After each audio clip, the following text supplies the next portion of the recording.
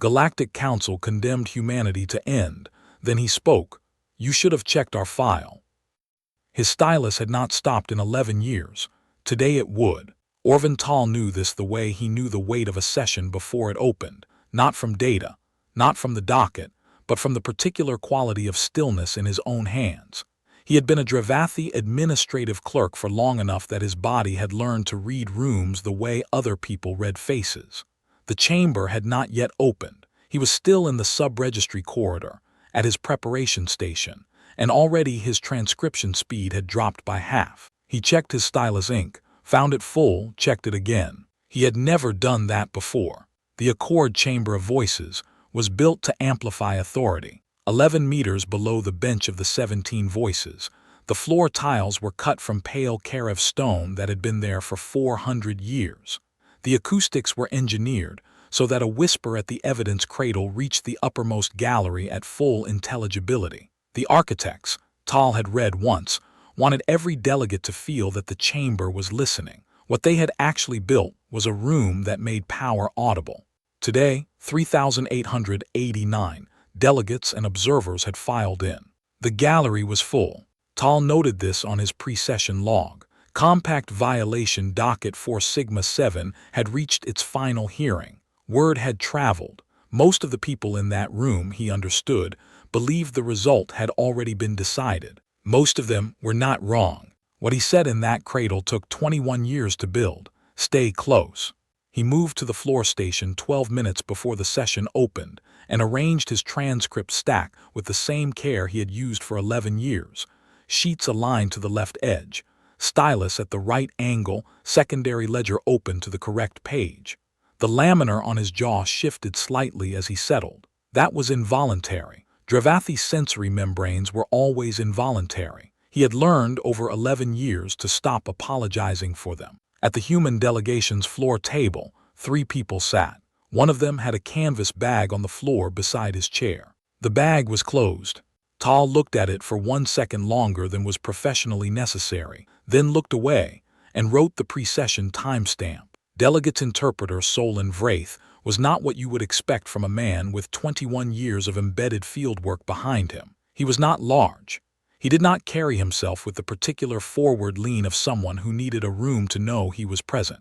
He sat at the human table the way certain kinds of evidence sits in a case file, quietly, without calling attention to itself, already having done the work that mattered. His 2 colleagues, junior attaché Naravas and a second interpreter whose name Tall had not yet added to the record, arranged papers, set up their translation units, and poured tea from the session's shared carafe. Voss poured a cup and did not drink from it. Vraith opened nothing. He looked once at the evidence cradle, which stood at the center of the chamber floor, and then he looked at first voice Thalen Reth's bench. And then he looked at the middle distance with the expression of a man who had already finished the thing he came to do and was simply waiting for the ceremony to catch up. The evidence cradle was old. Tall had worked around it for 11 years without once seeing it active. He noticed Vraith had looked at it. He wrote this in a margin note. No filing request. No procedural notice. No prior record of the cradle being used in 11 years of sessions. Tall had checked the chamber's equipment manifest himself 3 weeks earlier, when docket 4 Sigma 7 first arrived on his desk. The cradle was listed as maintained. He had not known why he checked. He knew now. The gallery above the floor hummed with a frequency Tall had learned to read the way sailors read weather, not the sound of any individual conversation, but the aggregate texture of 3,889 people who had come in expecting to watch something end. He had heard this frequency before, in the sessions before an expulsion vote. It had a particular quality, expectant, settled, already past the question of whether. He had been a clerk for 11 years. He had heard it 5 times. He had never heard it before a case that wasn't already resolved before it opened. First voice Thalen Reth called the session to order at the first administrative hour. The chamber went quiet with the speed of a room that had been waiting. Compact violation docket 4 Sigma 7, Reth said. His voice was neutral by training and by inclination, the voice of a man who had learned that the authority of a verdict did not improve if you decorated it with feeling. Final administrative hearing. The Human Confederacy stands accused of deliberate omission of hazard classifications in navigational survey data filed under the Settlement Corridor Compact of 2281. Sector 9 Drenvar, Colony Ship Steadfast Meridian, 1,847 passengers. The omissions are documented across 11 entries in 5 separate survey reports, each authenticated with the Confederacy's own cartographic seal. Senior Advocate Telvon Rask will present the evidence package. Tal transcribed this exactly. He also noted, in the margin, the time, 7 minutes past the first administrative hour. He noted, in the margin beneath that, what he had heard in the gallery when Reth said the number. Not a murmur, not a shift, the kind of silence that meant the number had already been absorbed, processed, and set aside, the way a room sets aside a fact it has already decided is settled. 1,847 people. The gallery had heard that number before. Telvon Rask rose. He was tall for his species, Pelhari-adjacent build, long-necked, joint-heavy, with the angular precision of movement that reads, in certain species, as authority. His secondary membrane coloring was pale at the session's open, a neutral, controlled pale that Tal had seen on Theresi advocates in difficult sessions before. It meant nothing yet. What it meant would be visible later, in a different color, if things went differently than planned. He carried no documents. Tal noted this. A Theresi advocate who carries no documents is an advocate whose case rests on something other than paper, on institutional weight, on the assumption that the room already knows what it is there to ratify. Rask did not raise his voice. He never raised his voice. He spoke at exactly 70% of the chamber's ambient noise floor, a fraction below the threshold where the room leans in to hear. Tal had observed this in 3 previous sessions where Rask had presented. It was not an accident. It was a technique. The chamber's acoustics did the work. Rask simply placed his words at the precise level, where the room's engineering turned passive listening into active effort. The gallery leaned in. The evidence package, Rask said, consists of 12 certified data logs, 3-body cross-reference navigational analysis, and the authentication chain for each of the 11 survey entries. The Confederacy's own cartographic credentials are on every document. The timestamps are internally consistent. The omissions are systematic, not random, not isolated but patterned. A pattern is a choice. He paused for exactly 2 seconds. The Accord has accepted 14 verbal pledges to support compact expulsion. We require 12 of 17. The motion is ready for deliberation. We are prepared to proceed, he said. Tal had transcribed every word. He had also noted something else in the margin in smaller script than he normally used. Register, formal arranged. He had last written those words in a different set of notes, 11 months before a transit corridor was quietly reclassified as uninhabitable. He had filed that transcript. He had waited. He had not known then what he was waiting for. He was beginning to understand now. The evidence package landed on the translation units of all 47 block representatives simultaneously. The timestamps were, as Rask had said, internally consistent. The authentication seals were genuine. Tal had verified this himself 3 weeks prior, when the docket first arrived, cross-referencing the Confederacy's cartographic archive against the filing record. He had found the seals exactly where they were supposed to be. He had also found, without understanding why he was checking, that the seal application timestamps were 14 minutes apart. The standard batch processing interval for the Confederacy's cartographic authentication system ran between 4 and 6 minutes. 14 minutes was not standard. He had written this in a margin note. He had not known what to do with it. He had filed the note and moved on, and now he sat at his transcription station with the note still there in his secondary ledger, 3 weeks old, and he was watching Telvon Rask sit back with no documents and 14 pledged votes, and he was thinking about 14 minutes.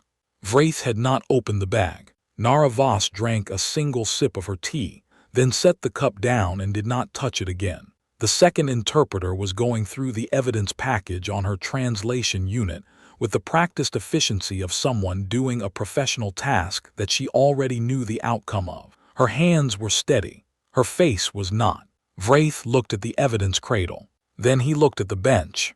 Then he folded his hands on the table in front of him and was still. The Dravathi block sat in the eastern gallery tier, 11 rows up from the floor, 7 species. Their settlement corridor had been Sector 9 Drenvar. Tal was Dravathi. He had family in 3 of those 7 species by marriage, by compact, by the particular web of administrative relationships that Dravathi culture tends to build over generations. He did not write this in the transcript. He wrote what he was supposed to write. He noted that Counselor Vesan Ori, senior Dravathi observer, 11 years on the floor, the most precisely aligned political actor in the Eastern Bloc, was seated in her usual position in the Theresi-aligned tier. She had been there for 11 years. She had voted with that alignment 22 times in the current session series. She sat very still. Her sensory membranes, which Tal could see from his floor station, had gone to a deep amber. He noted this too. 20 minutes remained before deliberation. The session's procedural clock showed this on the bench display, in the plain numerical language that the Accord used for time in formal session. No translation, no ambiguity, just the number and the standard. 14 pledges. 20 minutes. The human table had 3 people, 1 bag, and had not spoken once. Tal's stylus moved steadily across the transcript page. His transcription speed was half what it should be. He had not noticed this until he counted the words. He counted them again. Half. He was writing at half his normal speed, and his hand showed no hesitation, no uncertainty, no fatigue. The slowdown was not a failure. It was something else. He had experienced it once before, at the close of session 1194, when First Voice Reth had read a verdict that Tal had known, in a professional and not legal sense, was wrong. He had written it down at half speed then too. He had wanted each word to sit correctly. He wrote it down now. Before the voices retire to deliberation, said a voice from the human table, I would ask 2 minutes to enter one item into the record. The voice was calm, not rehearsed calm, not performance calm, the calm of a person who has already set something in motion and is simply reporting that fact. Tal's stylus paused for 1/4 of a second. He looked up. Solon Vraith had not stood. He was still seated at the human table, hands folded. He had spoken in common tongue first. Then, with no break and no change of volume, had repeated the same sentence in Theresi formal register.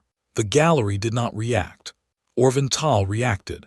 He had heard that register, not from the footage, not from a translator, but from 21 years of listening, in exactly one context, when a Theresi official was speaking to other Theresi officials about an outcome that had already been arranged. It sounded, to most ears, like precision. It sounded like institutional language, like careful technical speech. It sounded, to a man with 21 years behind him, like a door being closed from the outside, and like someone standing at that door, in that register, announcing that he understood the mechanism. Every Theresi in the chamber, all 208 of them, had heard it. Tal watched Rask. Rask's secondary membrane coloring had not changed, but his hands, which he had kept flat on the table in front of him, moved 1 centimeter to the left. Tal wrote this down. First Voice Thalen Reth looked at his procedural table for exactly 2 seconds. His clerk, Tal's counterpart on the bench, leaned over and said something. Reth nodded once. By procedural compact, Reth said, a sitting delegate's request to enter a record submission cannot be refused at pre-deliberation stage. 2 minutes are granted. The chamber's procedural clock adjusted. Vraith reached down. He opened the canvas bag. What he took out was not a document. It was not a translation unit. It was a physical data chip, roughly 12 centimeters, the standard form factor that the Accord's legacy physical submission systems had used before network integration 60 years ago. It was old technology, not broken, old. He stood, walked to the evidence cradle at the center of the floor, and set the chip in the induction slot. Then he turned and looked at Telvon Rask. For 1 second, exactly 1 second, the 2 men held that. Then Vraith walked back to the human table, sat down, folded his hands and said nothing. Tal had heard Vraith look at the evidence cradle twice in the precession period. He had not understood why then. He understood now. The evidence cradle was legacy hardware, 60 years old, maintained by the Chamber's Facilities Division because no one had formally decommissioned it. Physical submissions to the cradle could not be intercepted by the network before playback. They could not be flagged. They could not be reviewed and delayed. They could not be remotely deleted. Whatever was in that chip would play in full before anyone with the authority to stop it could exercise that authority. Vraith had known this. The chip had been in the canvas bag for 3 weeks. Tal straightened the pages of his transcript stack with one hand, while the evidence cradle's power indicator came on. A habit. He did not notice he was doing it. The motion was so automatic, so worn into the muscle, that his hands performed it the way hands perform breathing, without instruction, without thought. The read light on the evidence cradle was small and green. It had been dark for 60 years. Now it was on. The chamber went very quiet. Not the procedural quiet of a room waiting for a speaker, but a different kind. The quiet of 3,889 people who had arrived expecting to watch one thing happen and had just seen a different thing begin. Tal's hand hovered over the transcript page. His stylus did not move. Above him, in the eastern gallery, he could see, without turning, from the angle of the reflected light in the chamber's stone walls, that Counselor Vesson Ori had stopped moving too. The thoracialine tear had gone still in a particular way, the stillness of people who are very good at not reacting, working hard. Telvan Rask sat with his hands on the table. They had moved, Tal noticed, back to center. The read light held. The chip's data was loading into the chamber's acoustic system, the same system that, by the architect's design, could carry a whisper from the evidence cradle to the highest row in the gallery without distortion. Whatever was in this chip would be heard by every person in the room, all 3,889 of them, including the 17 voices, including Telvan Rask. 22 seconds of preload. Tal counted them. He had been a clerk for 11 years. He had transcribed 247 sessions. He had written down verdicts, motions, procedural objections, testimony in 14 languages, 3 formal complaints of chamber protocol violation, and 1 deliberate misquotation by a block representative that had later formed the basis of a compact challenge. His stylus had never stopped. He did not yet know it was about to. The footage began. The footage began with a voice. Not a dramatic voice. Not a voice that knew it was being heard. A voice in a specific register, the register that most translation software in the chamber was rendering as neutral administrative language, pushing into delegates' earpieces as dry procedural speech from a Thoraci bureau office 17 months ago. Routine, unremarkable. Orvin Tal did not have a translation unit in his ear. He had a stylus that was not moving. He listened the way Solon Vraith had trained himself to listen for 21 years, not to the words, but to the shape around them, the pitch and cadence pattern that told him not what was being said, but what the speaker believed about who was listening, what the speaker believed about what could never be found. His stylus stayed still. He counted the seconds without meaning to.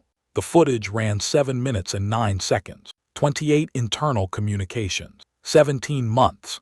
The voice in the first message and the voice in the last were the same register, same controlled precision, same assumption that this would never leave the room it was made in. By the 4th message, Tal understood what he was hearing. By the 7th, he understood the seal application timestamps.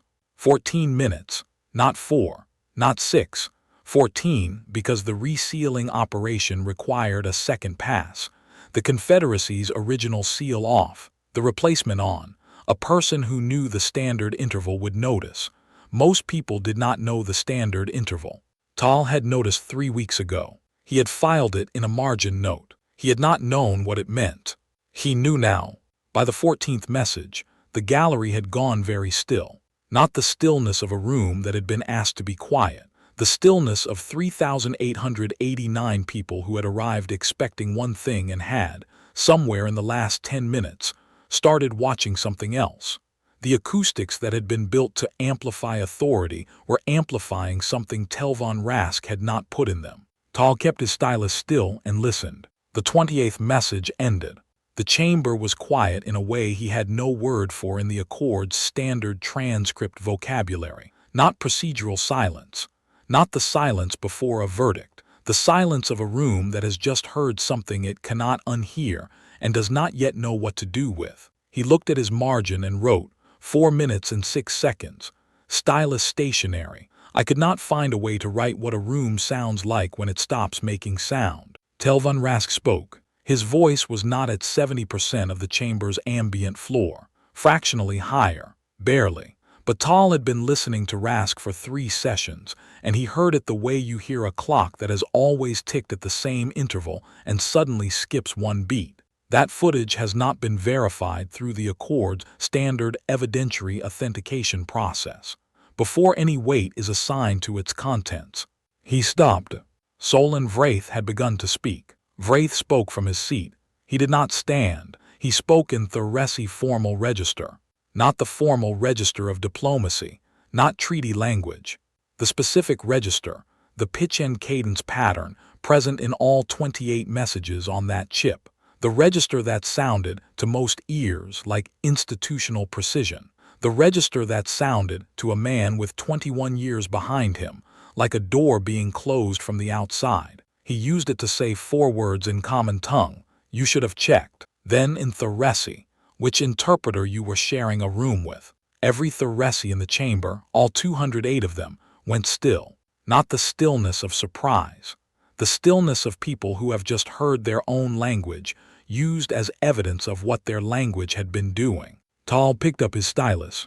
He transcribed Rask's interrupted sentence. He transcribed Vraith's 4 words in common tongue. He transcribed the Theresi statement with a margin notation.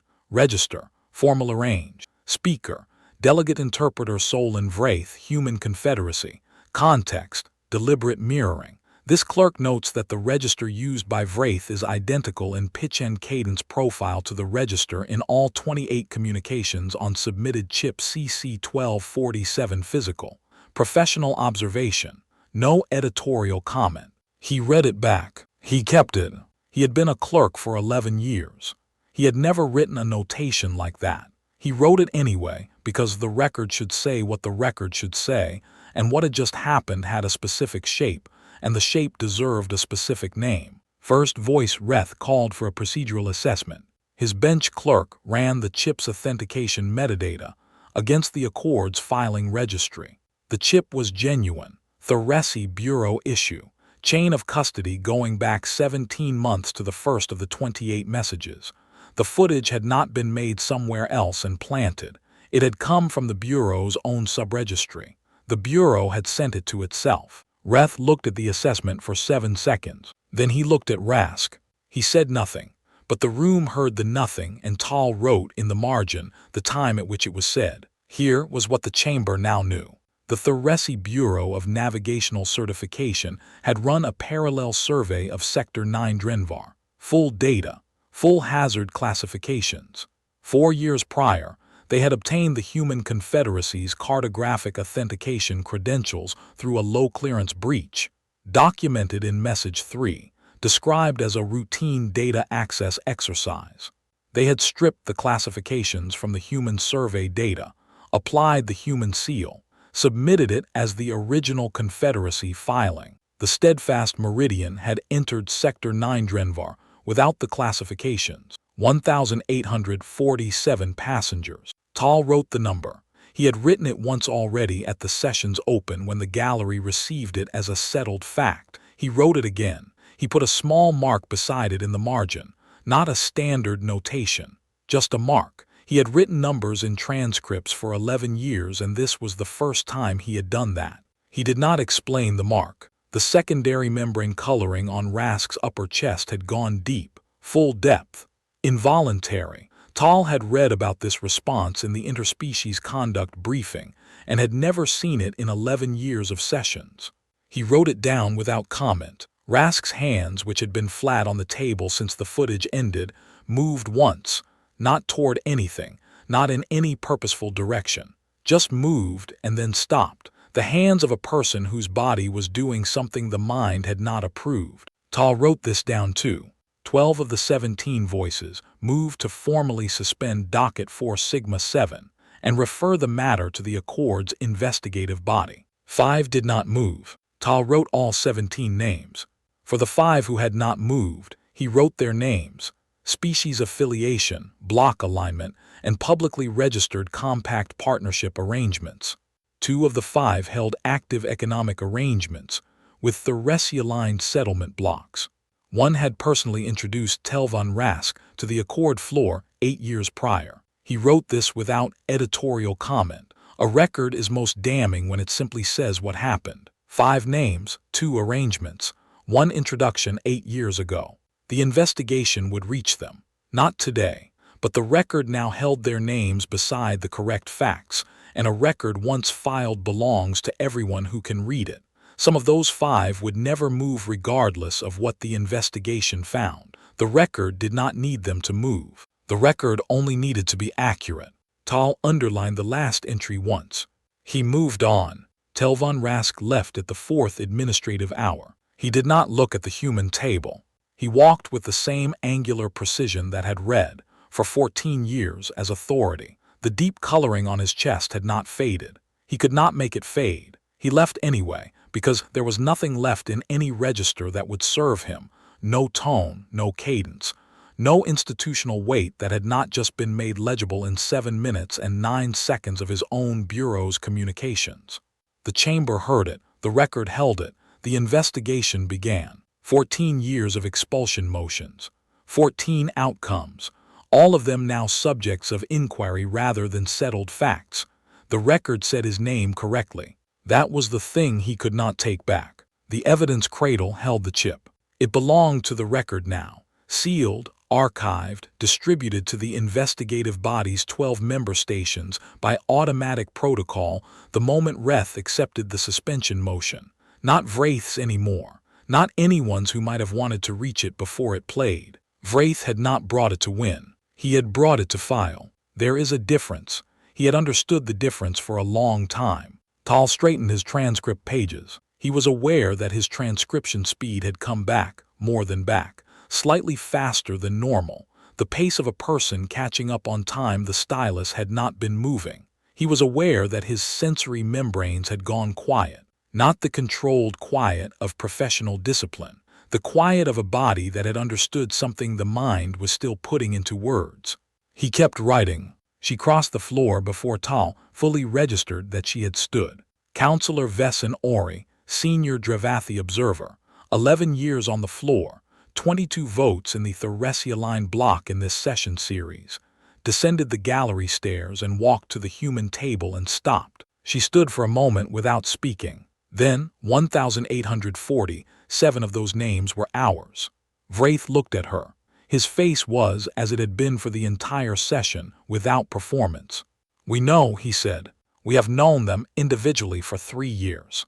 The word individually landed the way words land when they are chosen because they are the only accurate word, not separately, not by name, each one as a specific person who had existed specifically, who was not a unit in a navigational record or a number in a damage report, but a person who had been somewhere and then had not been anywhere, and who deserved to be spoken of as precisely as they had lived. Ori heard this. Tal saw it in her face. The shift of a person who has been carrying a specific grief and has just heard someone confirm that they have been carrying the same weight, in the same way, without saying so. Vraith did not reach into his jacket. He did not take out the folded paper, 1,847 names, written in his own hand, for himself alone, so that he would never speak of them in the abstract, so that when he said individually, it was true, and anyone who heard him would know it was true. He did not need the paper. She could hear it in him.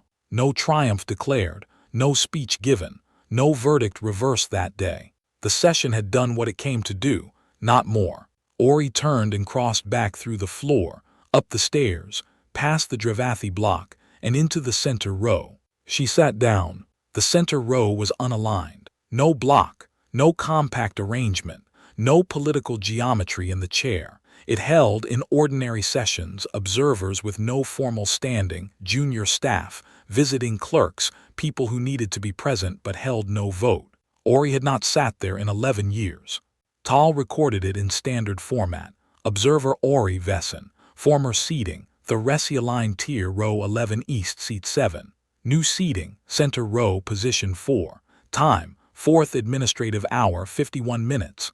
Classification, formal alignment shift per session charter Article 14, subsection 3. First recorded shift by this observer in 11 years of floor presence. 3 lines. The record did not need to say more. The record said the chair. First voice Reth closed session 1247 at the 6th administrative hour. The gallery cleared, thousands of people standing, gathering papers, moving toward exits, the ordinary sound of a session ending, the same sound Tal had heard 247 times regardless of what the hours before it had held. At the human table, Junior Attaché Naravas picked up the cup she had poured at the session's open. Cold now, fully cold. She drank it in one long sip and set it down quietly. Vraith lifted the canvas bag. The flap closed cleanly. The chip was gone, locked in the cradle's registry, no longer his to carry. He picked the bag up by the handles the way you pick up something that has been heavy for a long time and is now just a bag, and he left without looking back. Tal finished the post-session transcript work. He pulled his pre-session preparation log and formally attached the margin note about the sealed timestamps. 14 minutes, 3 weeks old, sitting in the file since before any of this had opened, to the main docket record. It had always been there. He filed it.